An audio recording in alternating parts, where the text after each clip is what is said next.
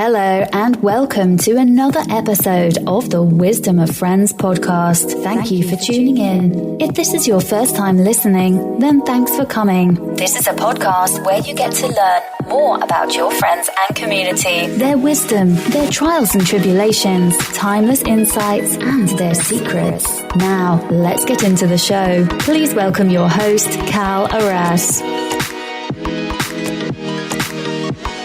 Hello, folks. Welcome to another episode of Wisdom of Friends.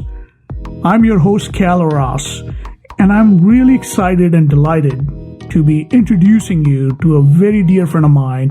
Her name is Jemma Brown. Jemma is an independent graphic designer and an avid salsa dancer. In this episode, we talk about her celebrating 11 years cancer-free after having stage 4 cancer, not once, but twice. She has also founded a group called the Seattle Super Huggers in hopes of healing people one hug at a time. This is one of those incredible interviews and very inspiring conversation. I hope you enjoyed. So pull up a chair and listen in. So without further ado, let's welcome the one and only Jemma Brown.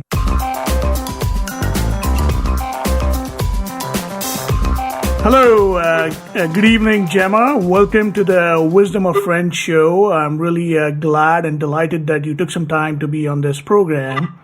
And let me start off by saying my first impressions of you, it was almost 3 years ago when we met. And that was at this beautiful, eclectic cultural center in Wallingford, Seattle. It was the Om Center, and that's where we met. And one of the first things that stood out for me was just your positive energy and your presence and your enthusiasm.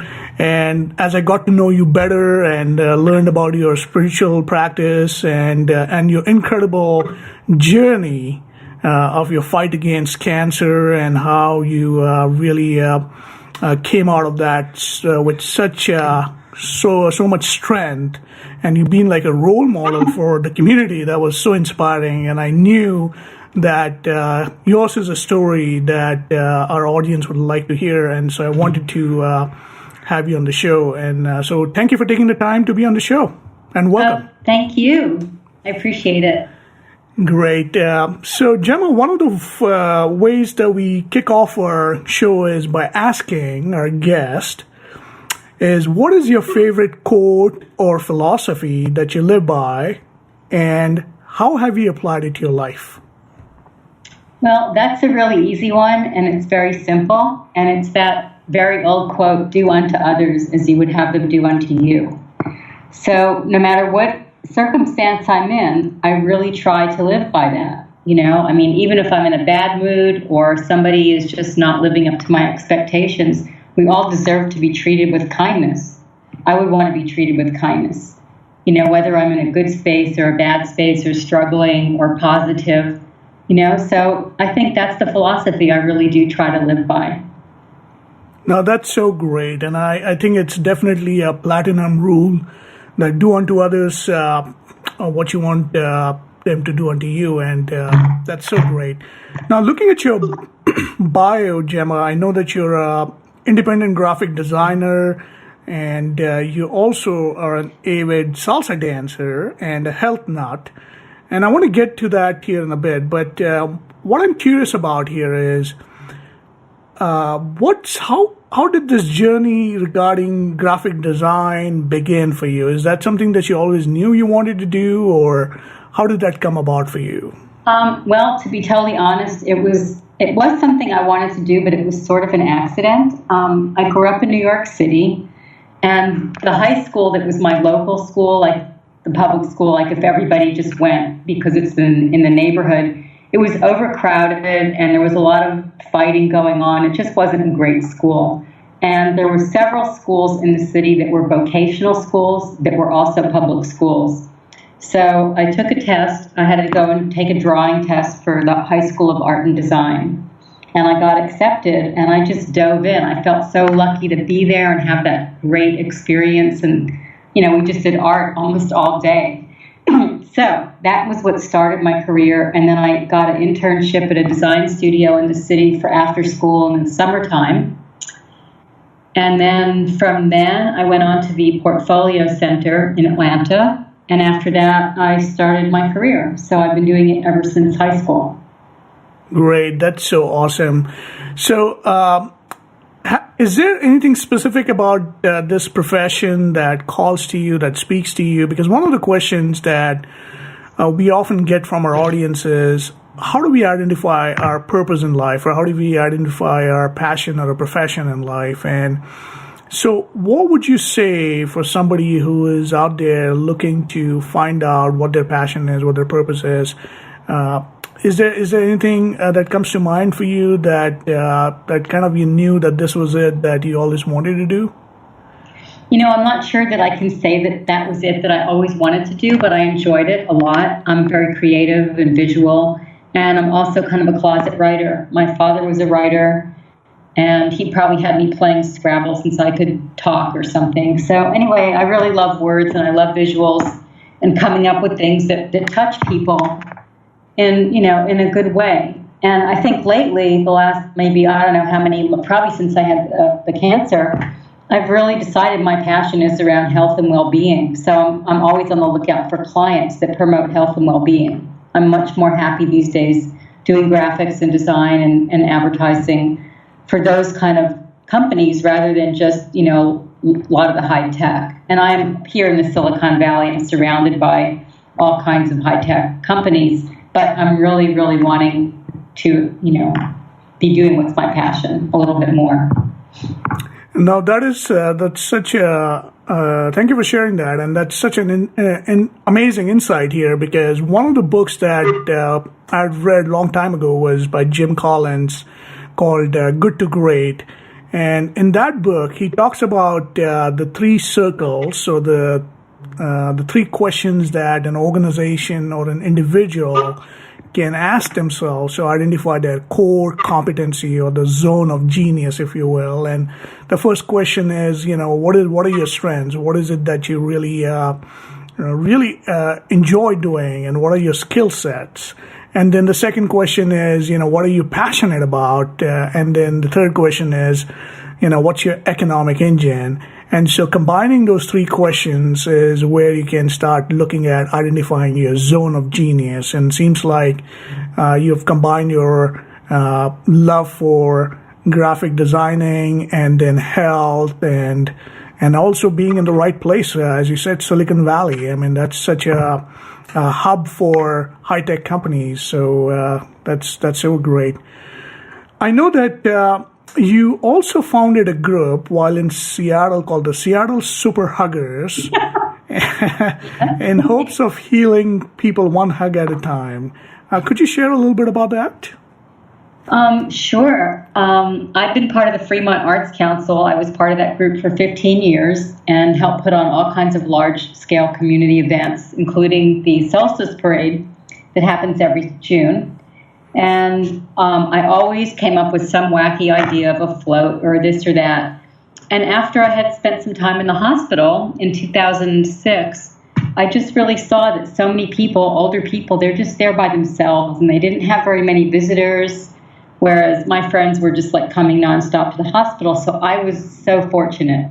But I just felt terrible for all the people that just were there day in and day out. Maybe their families lived in other cities and they couldn't get there, or whatever the reason. But I noticed how many people were really lonely and touch deprived.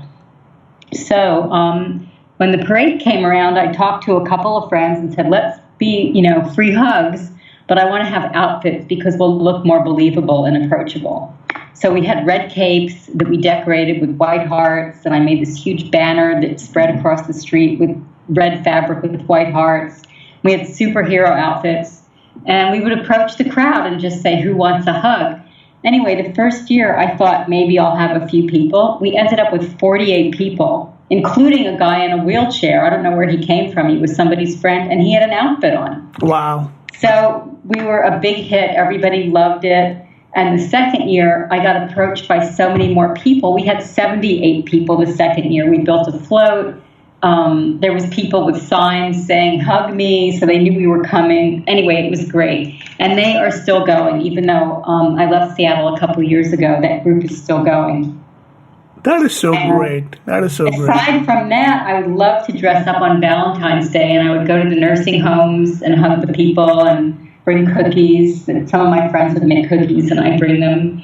And one time I randomly went to a grocery store on Valentine's and walked up and down the aisles hugging people. So yes, I'm a little bit nutty, but we need hugs. So there you have it. No, I completely agree. I think, especially in the Western culture, I mean, there is certainly a lot of people are deprived of touch, and I think hugging is something that gives them a sense of comfort, if you will. Is that your thought process? That what does hugging provide in your view? Does that? Yeah, it raises your oxytocin. It makes you just feel good and grounded and appreciated and positive. It's got so many good effects. Yeah, and certainly provides healing as well. Mm-hmm. Yeah, fantastic. Yeah. So I want to get into like a little bit of your childhood, Jemma. So growing up in New York, as you said, whom did you idolize growing up? And the other question I'm curious about is, what did your parents do, and how did that shape your life? Let's see. I don't know that I idolized anybody as a child. I don't think I did. Maybe my mother. My mother was an interior designer, and she was in the workforce and put herself through school way back before I think it was popular for women to do that. And my father was a copywriter. So I grew up in a pretty creative household. Mm-hmm. My mother loved to make things. We always had projects going on. She made me really great clothing, and our walls were pink and purple with stickers on them and Peter Max posters. So I had a pretty eclectic childhood. And oddly, my brother, out of the whole family, he went to law school. So I guess he was rebelling. No, so the creative household seems like where you got your inspiration to go to the graphic design school. It seems like. So I don't know if you had a chance to watch the Mad Men show on television. I think it's basically about the '60s and the advertising industry and copywriting, and but it's a fascinating show. Yeah, I can't say I don't have a television, so. Okay, all right. I think there's more fun things to do in life than watch TV, so. I couldn't be wrong. No, I couldn't agree more. It's got its purpose. So I want to get to this question where, what were one or two biggest challenges that you faced in your life, and how did you overcome it, and how have those lessons helped you navigate life? Okay, well, I will start with my first humongous challenge when I was 12 years old, and my brother was 8. My mother went to sleep one night and had a stroke in her sleep and didn't make it. So overnight, without saying goodbye, I lost my mother, and I had to pretty much become, take her role, take the housewife role at the age of 12. And I had to cook and take care of my brother and, do a lot of things that I had no idea that was on my plate at that young age.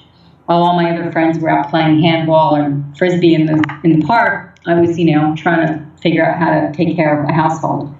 So that was a huge challenge, and I'm going to have to say that the outcome is I'm very independent. There's not much I won't try to do on my own. Of course, it's always nice to have some help, but I'm just used to doing a lot of things on my own. And, to emotionally heal and adjust to that whole situation.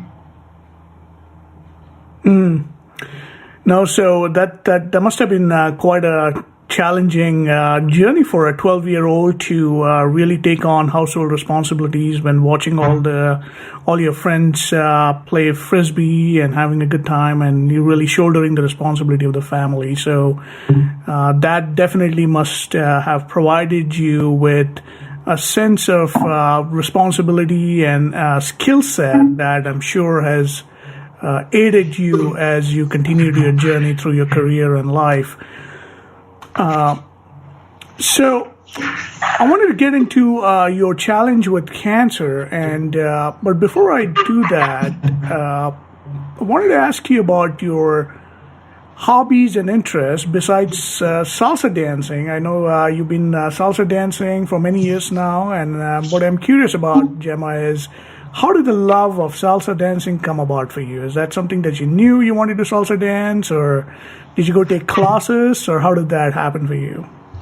Well, the girl who was my best friend since we were in first grade, her mother, this was in New York across the street from me, her mother was living with a Latino man, and they had salsa parties quite often. They had the music going all the time. So even though I was only like 13, 14, I was over there. I'd spend the night, stay at these parties. So I've always heard the music. And growing up in New York City, the music was coming out the windows when I was young, everywhere. So I just guess I grew up hearing it. And I never really learned to dance it until about 1999 in Seattle. I stumbled upon some classes and decided I think I'm going to learn for real. So, so I've been dancing for 17, 18 years now. And I'm addicted, definitely addicted. It's so much fun. Yeah, I couldn't agree more. Salsa dancing is indeed so much fun. And you're a fan of Cuban salsa dancing, isn't that correct? Yeah, I do everything, but I studied with a woman in Seattle. If anyone who's listening and gets a chance, her name is Maiensy Sanchez, and she is a treasure. She grew up in Cuba in a family that was, her father had the premier ballet company in Cuba. He's very famous, and she probably fell out of the womb dancing, literally. So I learned a lot from her, not just how to dance, but how to hear the music, all the genres, the history. So it just makes the music so much more special to me, knowing all these different aspects. So that was really fun to study with. That's great. And we're going to include that information in our show notes in case people want to find out more about salsa dancing. So, Gemma, I want to get into your story about celebrating 11 years cancer-free. Congratulations on that. Yay! And so tell us about that journey. How did that come about, and what was it like? And walk us through that. It was surreal. Period. It's like one day, I've taken care of my health forever. I haven't had red meat since I was 16. I eat super healthy food always. And then, I'm trying to think, so 2006, I went out one night to a Mexican restaurant, and I ate too much food, as it's easy because they give you all those chips and you just keep eating them. So I came home and I didn't feel well, my stomach hurt, and then a couple days later it was really hurting. So I finally went to a doctor after 4 days. I thought, well, it's not food poisoning, it's something else. And I was so clueless because I had no real symptoms. So they did a scan, and they rushed me the same day to the emergency room and said, we have to operate right now. And I honestly thought I ate a bad burrito, so I didn't know, what are you operating on? So it turned out I had this huge tumor in my stomach and all this other stuff. They took out a bunch of parts. I had cancer in my liver, my lymph nodes, my stomach. It was just like everywhere. It was crazy. And they said, well, you have stage 4 cancer. You probably have 3 months to live. And I honestly thought they were talking to the wrong patient. I said, can I see your clipboard? Is this me? So it was really kind of surreal. So the first night, obviously, I was like completely stressed out. And then after that, I just decided, you know what, I've had a meditation practice my whole life, and I'm going to put it to the test. I'm going to see if I can be in the moment and feel that love that's in there and not spin out in my mind about what hasn't happened yet. Because that's where your mind wants to go, oh, what if, in 3 months? And, you want to just go down that road of panic. So I'm like, okay, I'm not going to go down that road. Maybe I'll be here, maybe I won't. I made peace with it. I acknowledge that I've had an amazing life so far. And, we don't know when our end is. Who can predict? We don't guarantee we're going to live to 80 or 90. So I'm like, okay, made peace with it. I meditated a lot. I dealt with it as best as I could. I did a couple of rounds of chemo, which after like the third one, I decided it's just too toxic and it's not for me. So against all of my family's wishes and my friends bugging me and pestering me, just power through it. And they said, fight it. And that word fight, I have to say, if you're having cancer, you don't want to fight it because it's you. It's your body giving you a wake-up call. So you're not going to fight yourself. You want to heal whatever caused it in the first place. So anyway, that's where I stand on that word fight. It's not a fight. It's a it's a healing. It's a big healing, and you heal whatever has been awry in your system, whether it's emotions or food or toxins or chemicals or crazy living or whatever, you think you've been off a little bit. So that's what cancer was to me. It was a big healing. And after I stopped the treatment, I found 2 different women that did different kinds of energy work that was fabulous. And I did acupuncture and my chiropractor. And of course, I played my music all the time and had friends over.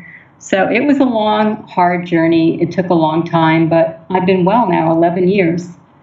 And I personally, for myself, I'm not saying for anyone else, but for myself, if I had continued with the chemo treatments, I know I would have been dead. I know it. It was awful. So it's a hard journey, and for other people facing it or in it, I just really recommend that you make peace with yourself and go from there. Wow. That's such an incredible and amazing and inspiring story, Jemma. I mean, I can only imagine what it must have felt like to be told of stage 4 cancer, and then having the wisdom to make peace with the whole process and not fight it, and then seeking alternative ways of healing it, and then celebrating 11 years of cancer-free. It's such an inspiring journey. So congratulations, and that's really awesome. Thank you. I still go religiously to acupuncture like every other week or every other week sometimes, just because I don't want to wait for something else to break. I just want to stay really healthy. And so far, so good. No, that's so great. So what I want to talk to you about now is like having seen this ebb and flow of life, if you will. What's your definition of success, and how would you define greatness? Well, I think to me, success is being able to be happy and content inside yourself, no matter what the circumstances are on the outside, because they change all the time, right? One minute you've got a big paycheck, the next minute you spend it, or something happens and you don't have it, and people come and go in your life, and jobs come and go. So I think that to me, success is being able to be really happy inside yourself, despite what's going, all the fluctuation outside. Yes, and any thoughts on greatness? Greatness. You're pretty great, Cal. I'll say your greatness. Thank you. But no, I do appreciate and I agree the fact that success is about the inner happiness. And, I had a post earlier today where, if you take care of your inner world, the outer world takes care of itself. And I could not agree with you anymore. So, have you, now that you live in Silicon Valley, Santa Cruz, if I'm not mistaken, and so you lived on the East Coast, you've lived now on the West Coast for many years, are there any favorite places that you like to travel, or what's your favorite place to go to? Well, I love Seattle. It's in my heart. I definitely love Seattle. And as far as places, I can't say I've been everywhere in the world yet, but I love a lot of places. I've loved Costa Rica. I loved Bali. I loved Thailand. There's a lot of places still on my bucket list. But I do love to travel and see other cultures and just meet people of all different kinds of walks of life. I love it. That's so great. So, Jemma, we're going to switch gears and get into the next segment. And these are the questions that we have received from the audience. And so the first question I have for you, Jemma, is like, in your opinion, what do you think stops people from achieving their full potential? Well, I can't say for all people, but I'll say for myself, and it's probably true for some others, is we have a lot of our own self-limiting beliefs. And I really believe that is what stops us, right? Yes. Because you see videos online of, I saw one the other day of this young girl who had no arms, and she played the piano and sang, and she played the piano with her toes. So she could have had the limiting belief, I wish I could play the piano, I'll never play, but she let go of that belief. So I think for myself, anything that I'm not really getting done in my life, it's because I'm afraid to. It's my own imposed belief in my head. No, that's so great. The second question is, just when you look at life, what is that one big lesson or insight that you have learned about life and you would like to share with our audience? One, huh? Or you could make it. I'm learning lessons every day. Okay, here's one that I'm just going to put out there. And I'm realizing this for myself lately. Because life, you can't control other people. You can't control circumstances. And I feel like the pain and suffering that a lot of us have, at least in the first world, probably not in third world countries, but in first world, I think a lot of our suffering comes from our expectations. Like, oh, I really expected to get this job, or I expected my boyfriend to behave this way, or I expected my neighbor to be quiet after 10, or whatever.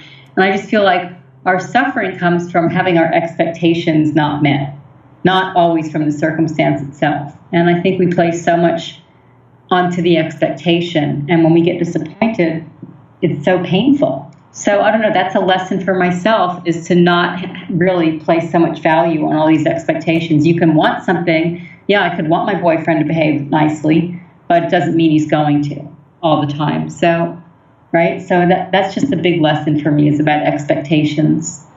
No, I like that. And as the Taoist wisdom goes, it's basically pain is normal, but suffering is optional. And right. And that's so good that you reminded us of that insight. And also, I believe there's a Tony Robbins quote where he says, when you trade expectations for appreciation, life becomes a miracle. And so that's so great. Oh, that's beautiful. The next question I have for you, Jemma, is what is one book that you've read a lot, or you've gifted it to other people, or any workshop or seminar that you would like to recommend to our audience? Yeah, for sure. I can't say I've gifted too many of them, but I have told pretty much everybody I meet about this book. It's called The Gene Keys, Gene Keys, and it's by Richard Rudd. And it's this beautiful self-development tool. I've never found anything as profound as this ever. It's a huge book. I mean, I'm nowhere near getting through it. But it's a whole system that he developed. And each chapter they're all human conditions. And each chapter has the shadow side, the gift, and then if humanity evolves, like with the highest one, he calls it the city. And you can go on their website and get a free profile. You write your birth information, and it gives you a map. And then you can go through the book at your own. They give you the numbers, like you might be number 3 or number 5, and you look at that chapter, and it will show you your life's work, your soul's purpose, your evolution, your radiance. There's a whole, he calls it the Venus sequence. It's all your relationships and what you call into your life to grow. So it's so profound. I've been reading it for a couple of years, and I'm always learning something new. So he says focus 10% on the shadow and 90% on your gift, and really make that change. And the more I do focus on the gift and embrace it, I'm like, wow, this is me. I can do this. And I really resonate with it.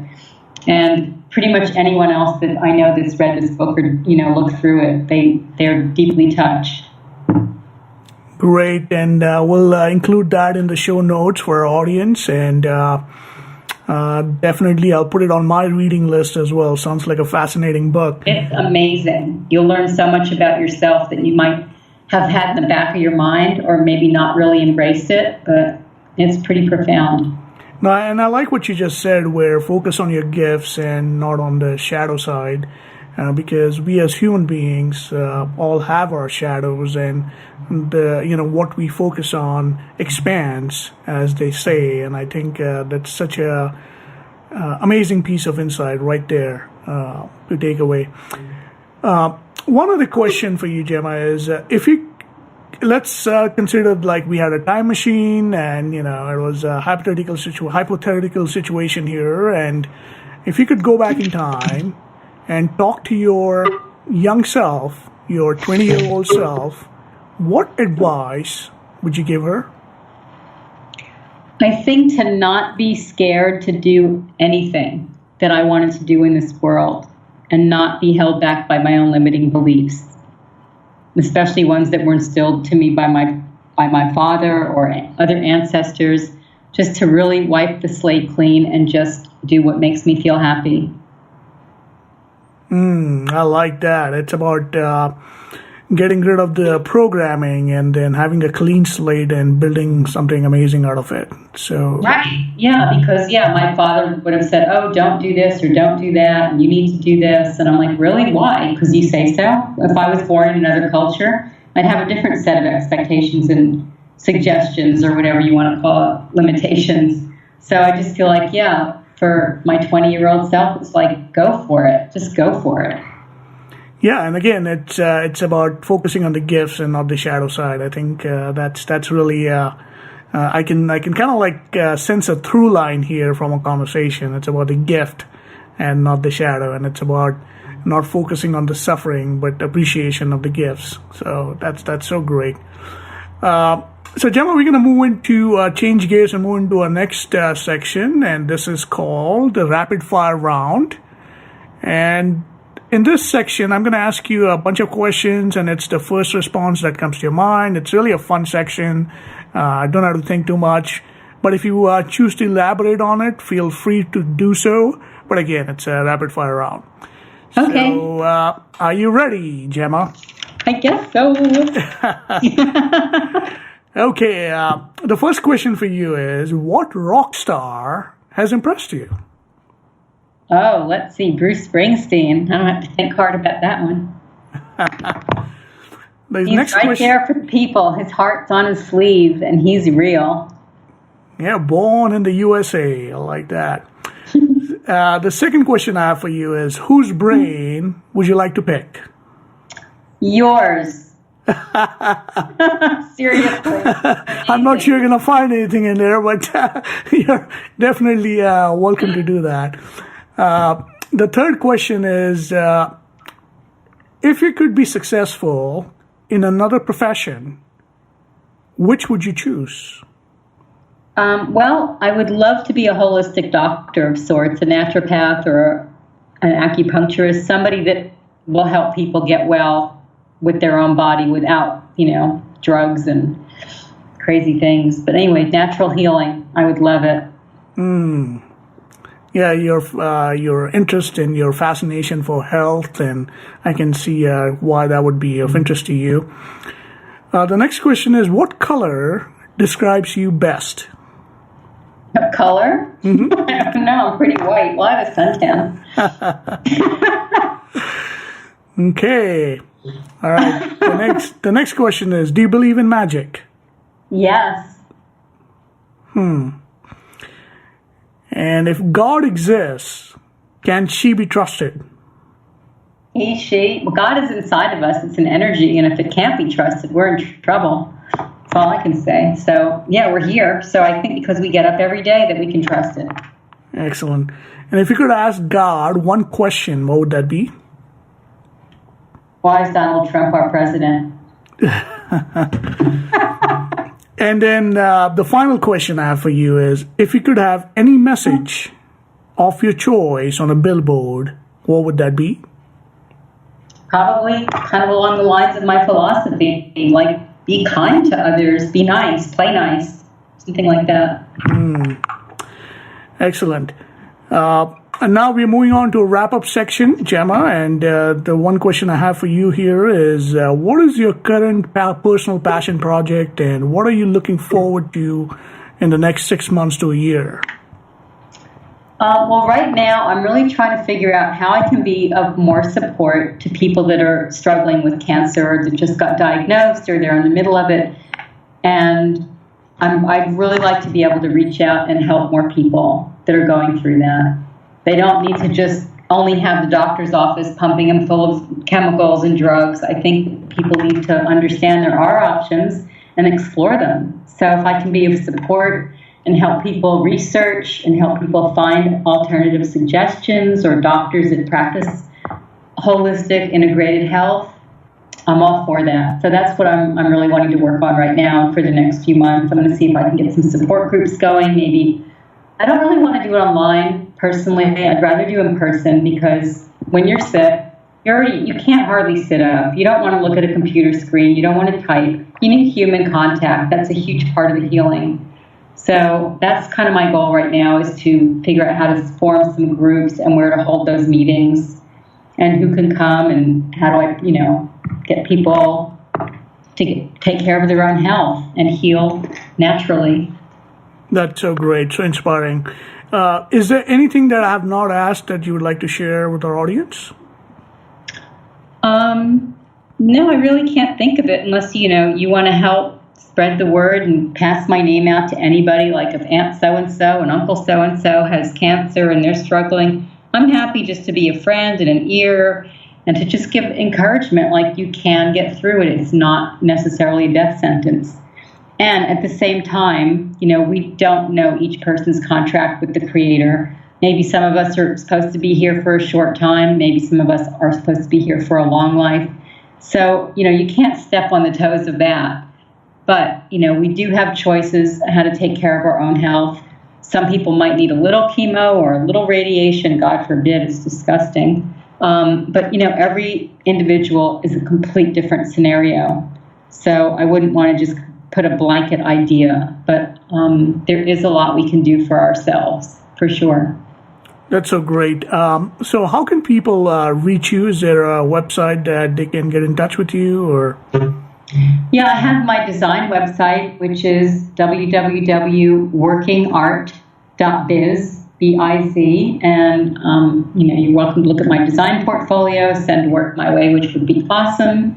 And I think my contact information is there. You can send me an email through my website. Great. And then we'll include that in our show notes. One other question I have for you, Jemma, is what are 3 things you're grateful for in life? I'm very grateful for my health. I'm very grateful for friends that I've had my whole life. I've talked to a gal, I've known her since we were in first grade. I talk to her all the time. Lifelong friends, and I'm very grateful for nature. I live in the most beautiful place. I can walk to a state park 4 blocks from my door. I'm very grateful for that. That's so awesome. Jemma, I want to acknowledge you for a couple of things.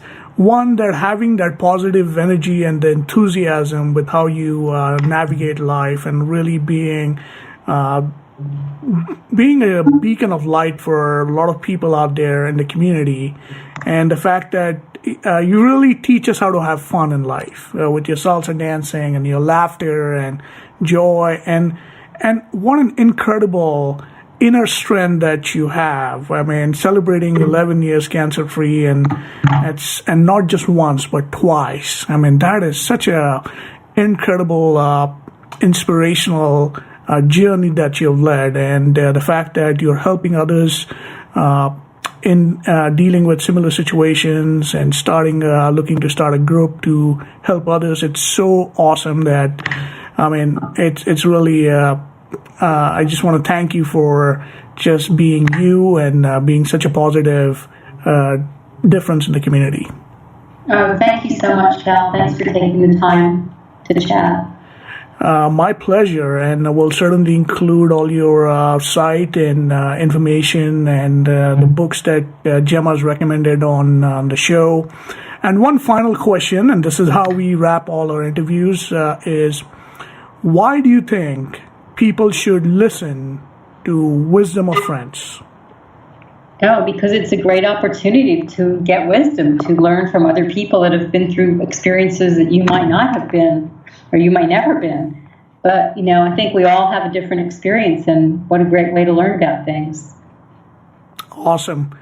This has been a fascinating interview, as I expected it to be. So thank you again for taking the time and for all your candid answers. I truly valued and appreciated our conversation, Jemma. And for those of us who are listening, with that, we'll wrap it up. And if you liked what you heard, please share. Don't be shy.